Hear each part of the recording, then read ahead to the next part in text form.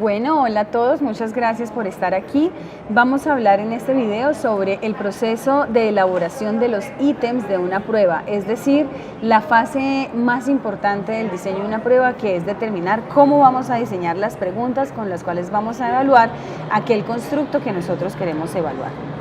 Lo primero que hay que hablar acerca del tema es que nosotros debemos tener unos requisitos muy claros y precisos a la hora de hacer los ítems, es decir, debemos tratar de que le quede a la persona que está contestando la prueba lo más fácil y sencillo posible responderla.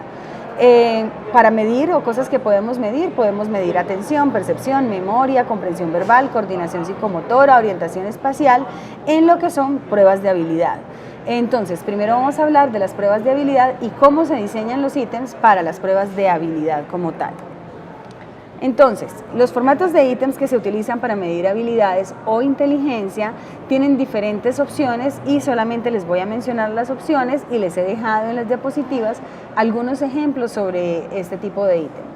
Por ejemplo, para medir habilidad verbal, podemos utilizar ítems tipo sinónimos, como el que tengo aquí en la diapositiva, en el cual la persona debe buscar cuál es el sinónimo de la palabra que le estamos proponiendo. O antónimos, que es muy similar, simplemente debe buscar el antónimo de la palabra. Una forma más elaborada de evaluar comprensión verbal o habilidad abstracta es la analogía.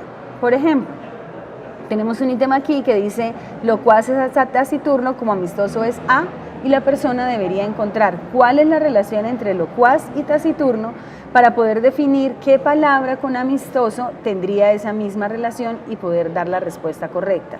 En este caso la respuesta sería hostil, porque la relación entre locuaz y taciturno es de antónimos, por lo tanto debemos buscar el antónimo de amistoso. Pero no solo presentamos los ítems de forma verbal, también podemos presentar las analogías de forma visual, tal como la que les propongo debajo de la verbal. En estos casos hay que entender que cuando hablamos de dos puntos estamos diciendo es A, y cuando tenemos los dos puntos al lado estamos diciendo como el siguiente símbolo y luego es A. Es decir, esto se traduciría como triángulo grande es A, triángulo pequeño como cuadrado grande es A, y la persona debe escoger cuál de las opciones es la correcta, que en este caso sería la B. Además de eso, podemos utilizar ítems de clasificación, es decir, ítems donde yo le propongo un conjunto de estímulos, en este caso naranja, toronja o lima, y la persona debe escoger entre las opciones que le estamos dando cuál haría parte de ese conjunto. Es decir, el individuo, ya sea niño o adulto, debe entender cuál es la relación que hay entre naranja, toronja y lima para definir que quien va en ese conjunto es limón, porque estamos hablando de frutas cítricas. Esto demuestra una capacidad de asociación y síntesis. En lo que estamos evaluando ahí sería una habilidad de asociación y síntesis.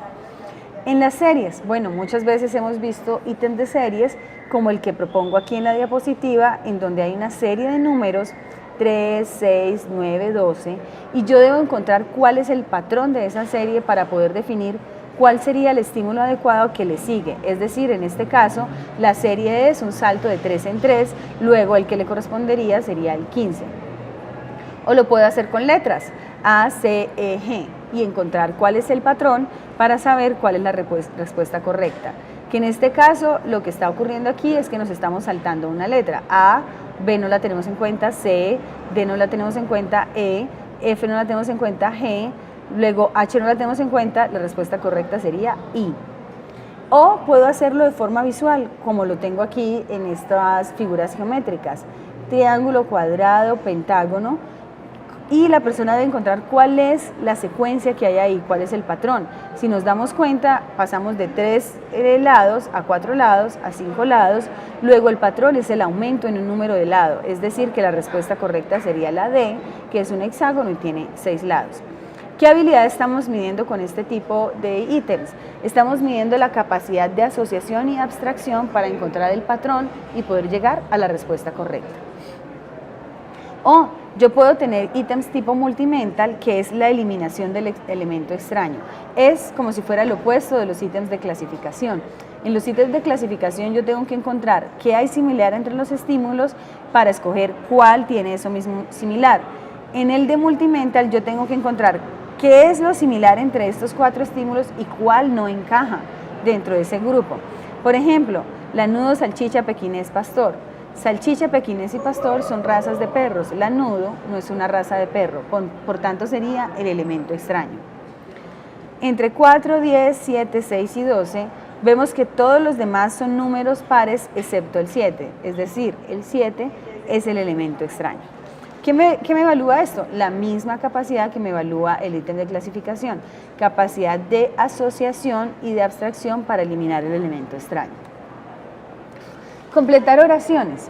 Bueno, las oraciones muchas veces las utilizamos específicamente para pruebas de conocimiento o para pruebas de razonamiento verbal en las cuales la persona tiene una frase incompleta y debe buscar cuál es la palabra que mejor completa esa frase. Por ejemplo, la joven en su bicicleta hacia el pueblo.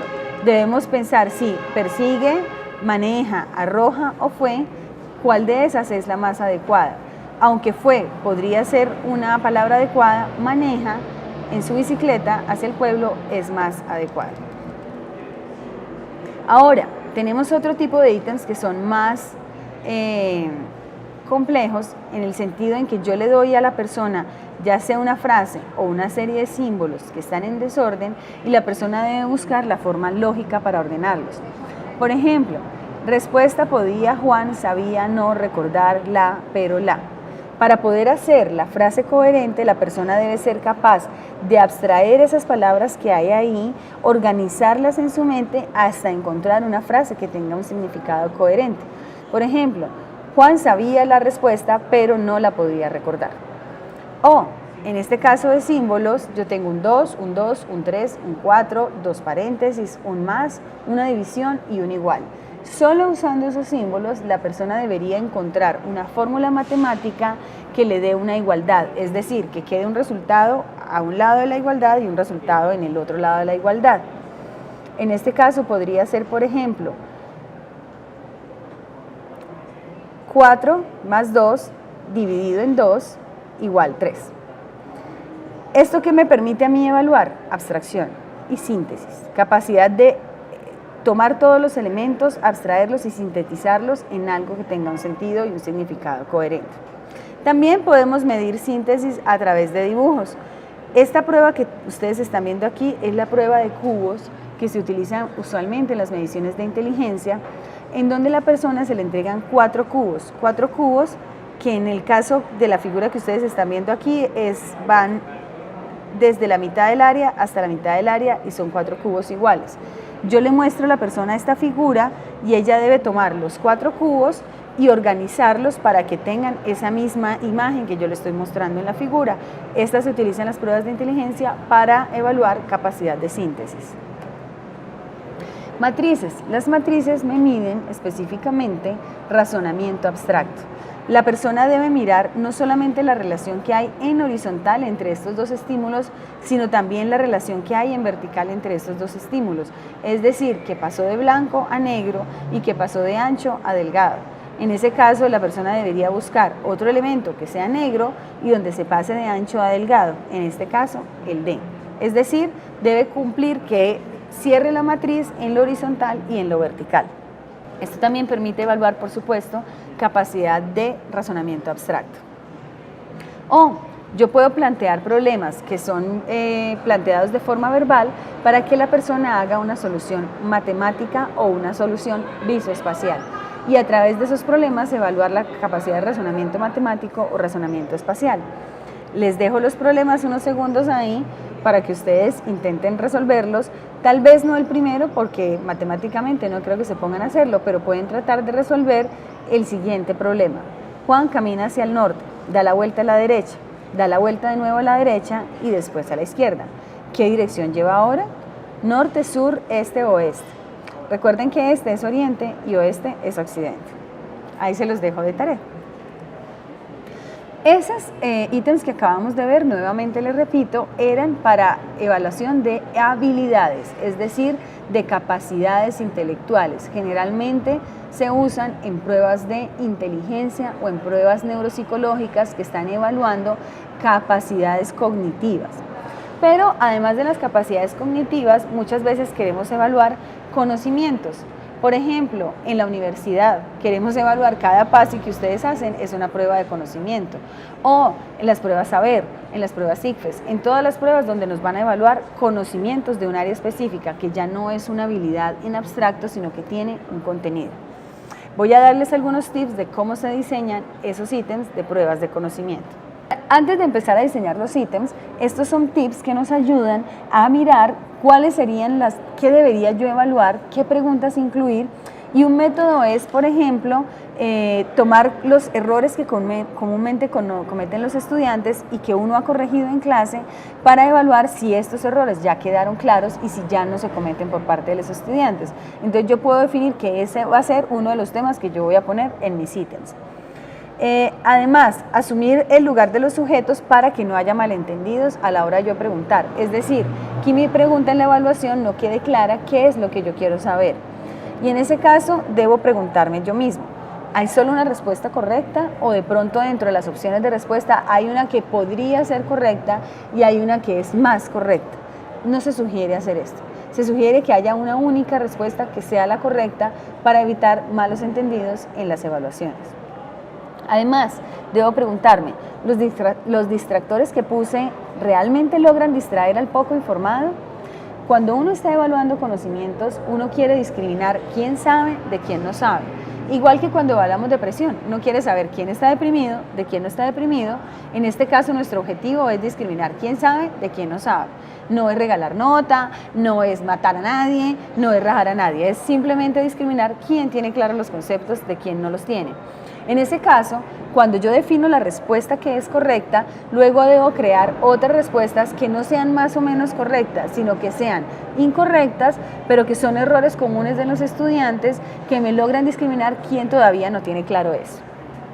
En ese caso, yo debo definir como mis distractores aquellos que logren identificar dentro de los errores comunes que cometen los estudiantes, cuáles ya están claros o cuáles se siguen cometiendo.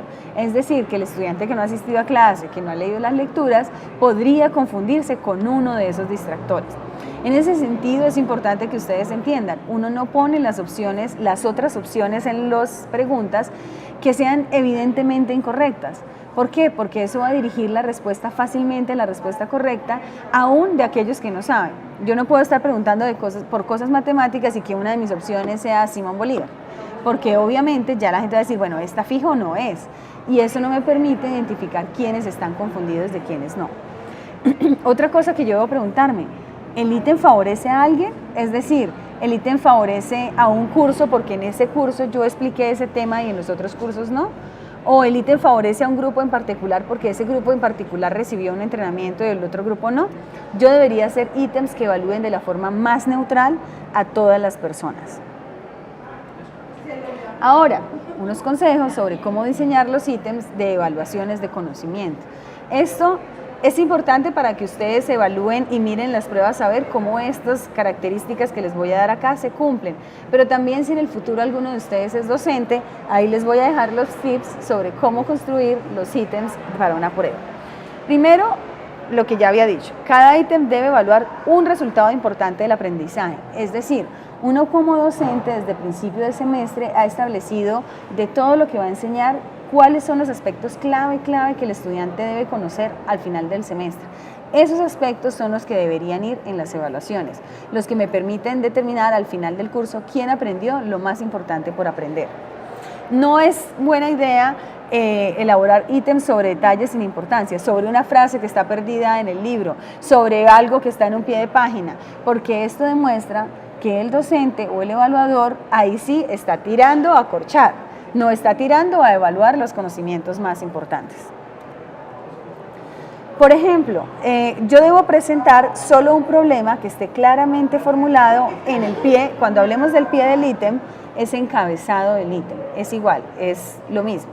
Entonces, en cada ítem yo debo evaluar un solo problema, un solo tema, no poner varios temas a la vez. Y debe quedar claramente presentado en este que es el pie o encabezado del ítem. Este es un ejemplo de un ítem deficiente, que tiene errores. Si yo pongo la tabla de especificaciones y pongo las opciones de respuesta que están ahí, pues ustedes no van a saber qué responder sobre la tabla de especificaciones, no van a saber si yo estoy preguntando qué es, qué incluye, qué no es, con qué se compara, para qué sirve, porque el pie de la pregunta solo dice la tabla de especificaciones. ¿Cómo podríamos mejorar un ítem como esos? Bueno, yo debo escribir claramente qué es lo que quiero saber. ¿Cuál es la principal ventaja de usar la tabla de especificaciones cuando se prepara un test de aprovechamiento? Aprovecho para decirles, un test de aprovechamiento es un test de conocimientos. Entonces, ahorra tiempo, mejora el muestreo, facilita la elaboración de los ítems, aumenta la objetividad del test. Ya ahí usted sí sabe qué es lo que debe responder, la principal ventaja.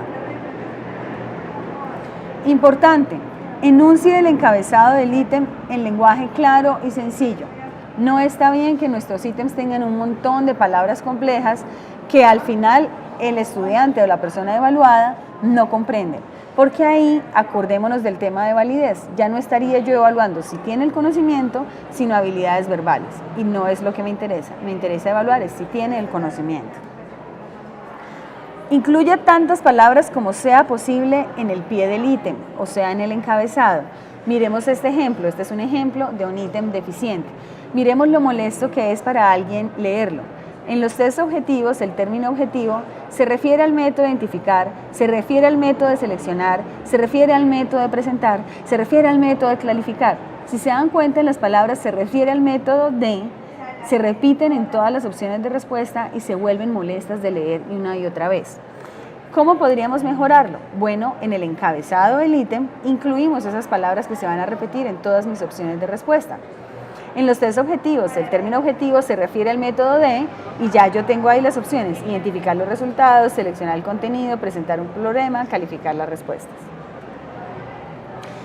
Importante, enuncie el pie del ítem en forma afirmativa, que siempre que sea posible. Es decir, no se recomienda usar muchos términos negativos como no se considera, nunca se debería. ¿Por qué? Porque muchas veces esto dificulta la comprensión de las preguntas.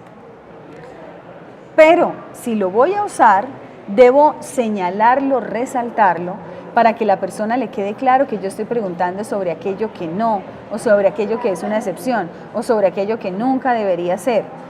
Un ejemplo de un ítem deficiente es el que tienen en sus pantallas en este momento. ¿Cuál de las siguientes no es una práctica deseable cuando se preparan ítems? Porque el no podría ser que alguien lea el ítem tan rápido que lea cuál de las siguientes es una práctica deseable y me va a contestar absolutamente lo contrario de lo que yo quiero saber. ¿Cómo podríamos corregirlo para resaltar el negativo que yo tengo en el encabezado? Al elaborar ítems de opción múltiple, todas las siguientes son prácticas deseables excepto, y ese excepto debe estar en negrilla, en mayúscula, subrayado, en cursiva, todo lo que ustedes quieran, pero que no quede duda que estamos preguntando es sobre aquella excepción, no sobre lo que es lo deseable.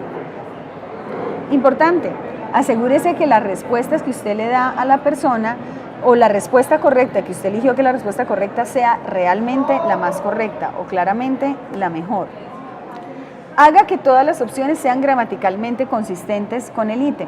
Muchas veces los docentes no nos damos cuenta y les damos claves al estudiante sobre la respuesta correcta porque, por ejemplo, el encabezado está redactado en femenino, todas mis opciones de respuesta están en masculinos menos una, la correcta, la que encaja realmente cuando uno la lee, y eso da ayuda al estudiante para que la elija aunque él no sepa. O, por ejemplo, yo tengo mi encabezado en plural y tengo una opción de respuesta que tiene tres, aspectos señalados con coma y otros que solo tienen uno, uno y uno. Si es una opción de una única respuesta, pues el estudiante va a escoger el que tiene varias opciones porque arriba dice cuáles son, entonces no puede ser una sola. Es decir, gramaticalmente debemos tener cuidado siempre que si es en plural, todas las opciones de respuesta deberían estar en plural. Si es en femenino, etc. ¿Para qué? Para que eso no sea una fuente de ayuda para el estudiante que no tiene el conocimiento. Importante, evite claves verbales que permitan a los estudiantes seleccionar la respuesta correcta o eliminar una opción incorrecta. Es muy similar a lo anterior.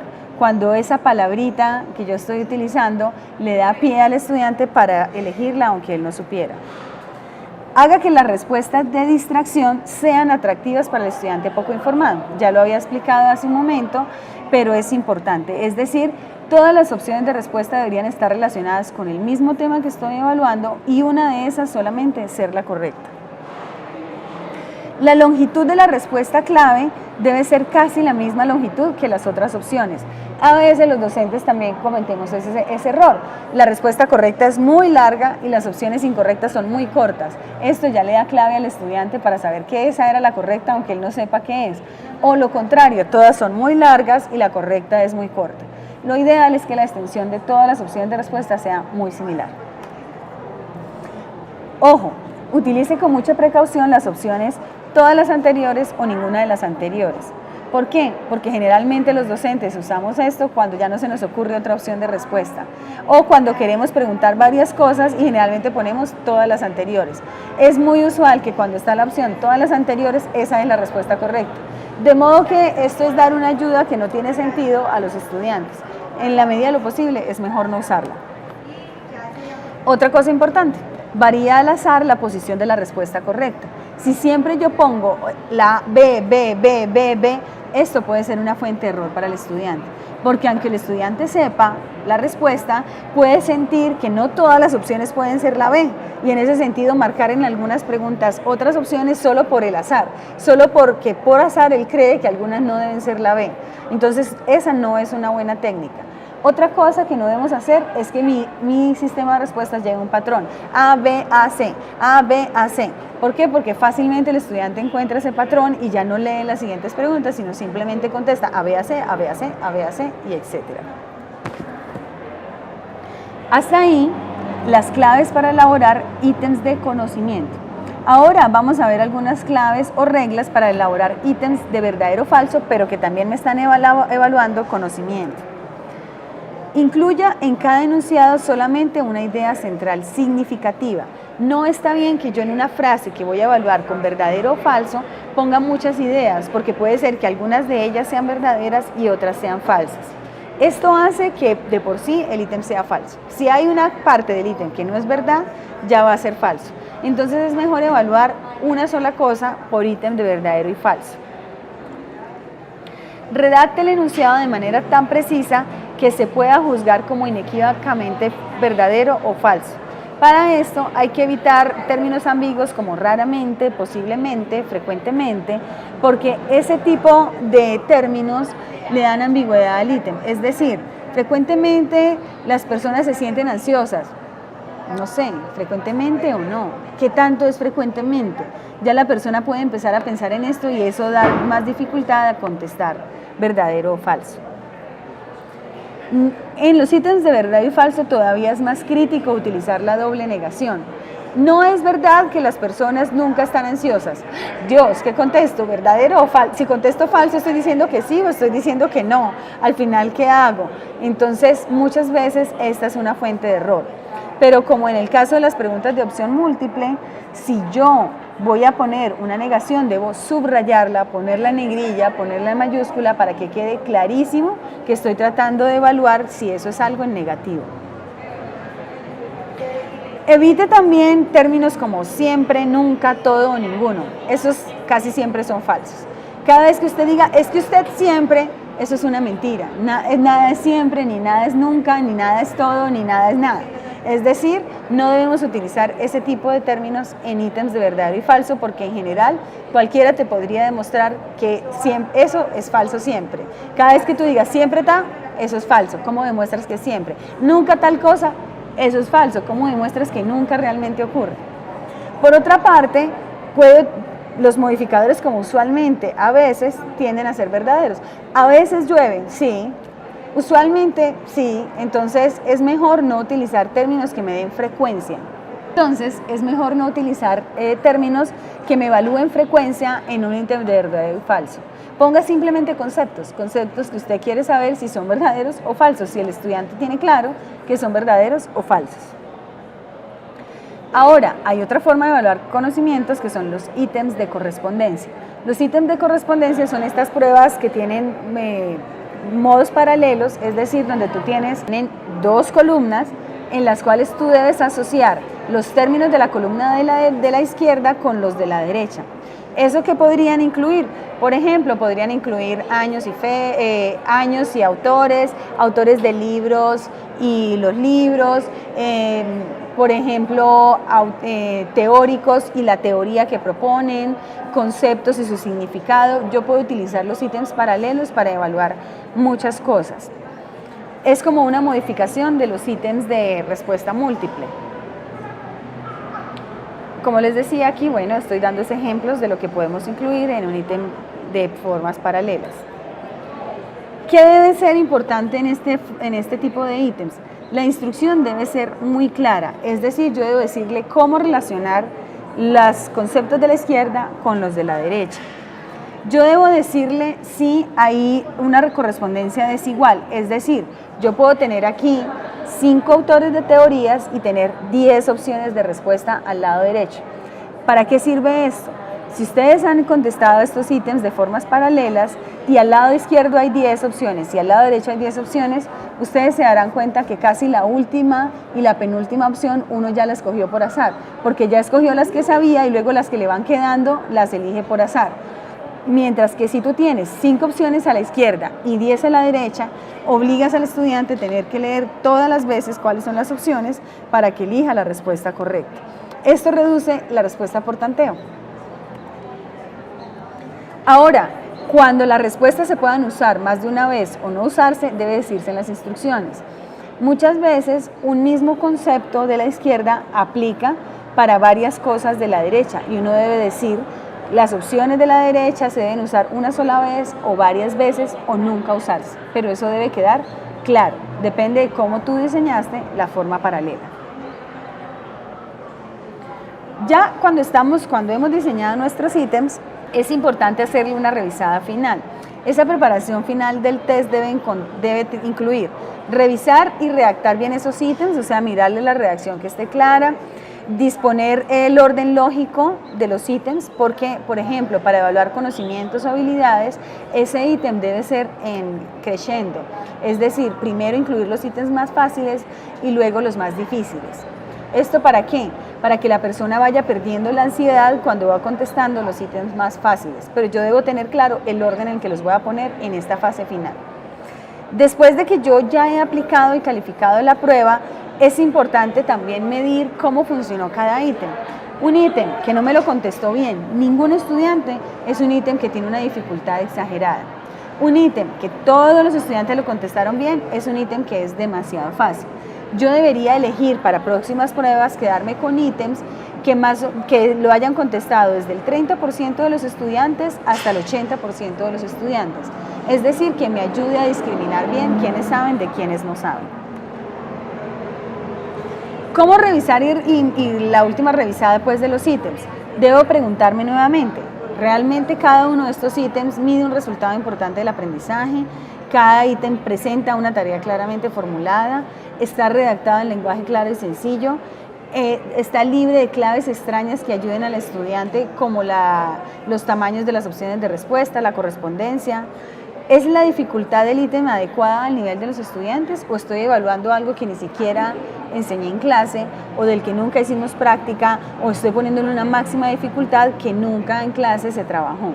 Yo debo ser cuidadoso en la dificultad de los ítems que estoy poniendo y por eso les digo, aquellos ítems que no conteste nadie o solo un 10% o 20% de la gente, no debería incluirlos en próximas evaluaciones. Ahora, todos los ítems del mismo tipo deben quedar en el mismo grupo. No está bien que yo pase de un ítem de selección múltiple a uno de pruebas paralelas, a uno verdadero y falso y luego vuelva a opción múltiple.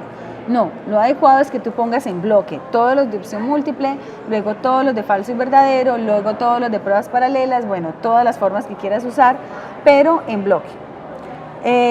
Como les decía, deben ir en una dificultad creciente y debería empezar primero por los de verdadero y falso, por ejemplo, y luego los de opción múltiple y luego los de respuesta abierta, que van en orden ahí de dificultad. Los de verdadero y falso son más fáciles, los de opción múltiple más complejos, los de pruebas paralelas más complejos y los de respuesta abierta son los más complejos. ¿Cómo preparar las instrucciones de un test? Bueno, las instrucciones deben ser también en lenguaje muy claro, muy sencillo y muy concisas. Cuando en un test hay más de 2 tipos de ítems, yo debo prepararle instrucciones para cada uno de esos tipos de ítems. Es decir, además de las instrucciones generales, tener las instrucciones para contestar los de selección múltiple, los de verdad y falso, los de prueba paralela y etcétera. ¿Cómo determino la eficacia de mis distractores para saber si los distractores que yo diseñé realmente eran buenos? Bueno, yo comparo el número de estudiantes del grupo superior que eligieron cada opción incorrecta. Si gente que se sacó nota muy alta, 4, 5, 5, se equivocó en ese ítem, es porque ese ítem, esa opción está propensa al error. Es decir, parece muy similar a la respuesta correcta, confunde a mucha gente. Entonces, esa opción de respuesta yo debería cambiarla. Ahora, una buena respuesta de distracción resultará más atractiva es para el grupo inferior. Es decir, los estudiantes que se sacaron 1 o 2 en mis evaluaciones, yo miro a ellos qué contestaron en las respuestas que se equivocaron, en los ítems que se equivocaron. Y esas, por ejemplo, son distractores que yo siempre debería dejar porque me ayudan a discriminar quién sabe de quién no sabe. Cuando un distractor no es seleccionado por ningún estudiante, quiere decir que el distractor falló, no distrae a nadie. Es decir, nadie lo va a elegir nunca. Ese distractor debería modificarse. Hasta ahí, ahora sí, lo que fue evaluación de habilidades y conocimientos. Ahora vamos a ver unas claves para los ítems que evalúan actitudes o personalidad. Los ítems que evalúan actitudes o personalidad generalmente tienen 2 formatos diferentes. Los de opción tipo Likert, que tienen varias opciones de respuesta y son los que llamamos politómicos, o los ítems dicotómicos, que tienen solo 2 opciones de respuesta. Aquí les tengo 3 ejemplos de diferentes tipos de ítem que se utilizan, por ejemplo, en tipo Likert. En tipo Likert yo puedo poner todas las palabras de mis opciones, nunca, casi nunca, algunas veces, casi siempre y siempre, para que la persona responda a aquello que le gusta o que se asemeja a él o a su forma de vivir o pensar. Pero yo también podría poner, por ejemplo, un polo totalmente en desacuerdo, el polo máximo totalmente de acuerdo y en la mitad poner estos números para que la persona elija hacia cuál de los polos se siente más identificada. Si se siente totalmente identificada en el totalmente de acuerdo, marcará el 5. Si es totalmente de desacuerdo, marcará el 1. El 3 será el punto neutro y el 4 quiere decir que tiende al total acuerdo, pero no está totalmente de acuerdo, y lo mismo con el 2. O yo puedo utilizar ítems más sencillos de solo 3 opciones, donde tengo los 2 polos extremos y solo la opción de la mitad, es decir, nunca, algunas veces y siempre. En los ítems dicotómicos yo podría tener respuestas tipo sí o no, verdadero y falso, o siempre y nunca. Es decir, no me da pie a opciones intermedias. Consejos para los ítems de evaluación de personalidad o actitudes. Igual que en el de verdadero y falso, en cada frase deberíamos poner una sola idea. Por ejemplo, si yo estoy preguntando en una prueba para evaluar qué tanto las personas están en pro o en contra del aborto, y yo pongo, la vida humana es sagrada, pero ninguna mujer debe tener un hijo no deseado, estoy preguntando 2 cosas. Joana, por ejemplo, considera que la vida es sagrada, pero no considero que ninguna mujer debe tener un hijo no deseado. Entonces yo ahí no sabría qué contestar si sí o no, si verdadero o falso. Yo debo poner una sola idea. Use el vocabulario más simple para expresar con exactitud la idea del enunciado. Y esto del vocabulario más simple, acordémonos del tema de adaptación.